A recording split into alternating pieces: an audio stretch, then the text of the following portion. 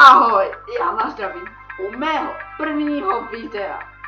Jsem nový youtuber československé scény a dneska vám povím, co můžete na mém kanále Toby.cz čekat.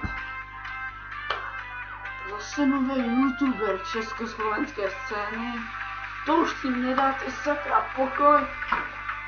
Já vím, no, je to sice tak, ale máte smůlu, já chci natáčet videa, proto do toho jdu, jo.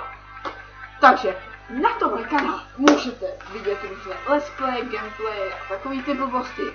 Určitě se ptáte, z čeho to budou let's play a gameplay. Můžu vám to hnedka prozradit. Budou to let's play na vaše přání z onlineových her, jako Shakes and Fidget, Soccer Star a takový ty kravinky, Tiny Island, ty volí, už je podle mě celkem dobrý.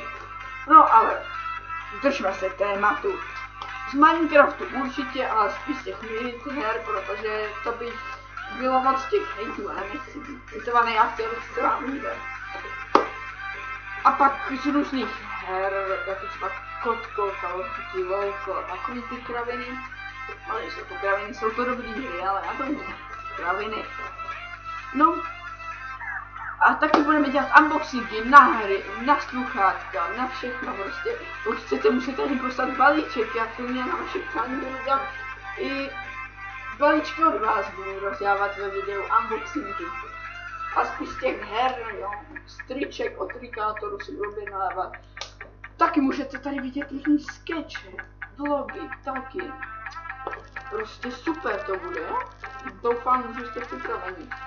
Videa budu natáčet možná i každý den, podle toho, jak mě to bude bavit a hlavně jak se vám to bude prostě líbit. Já nevím. Chci poděkovat grafikovi Teamin.cz, který mi udělal logo, pozadí, všechno prostě zařídil, jsme kamarádi už, takže ho podporuji, určitě mu dejte odběr. A ještě něco bych vám chtěl říct. Facebook fanpage máte dole v popise videa, taky tam máte kanál Tea.cz a takový ty kraviny, máte tam i Skype a různě.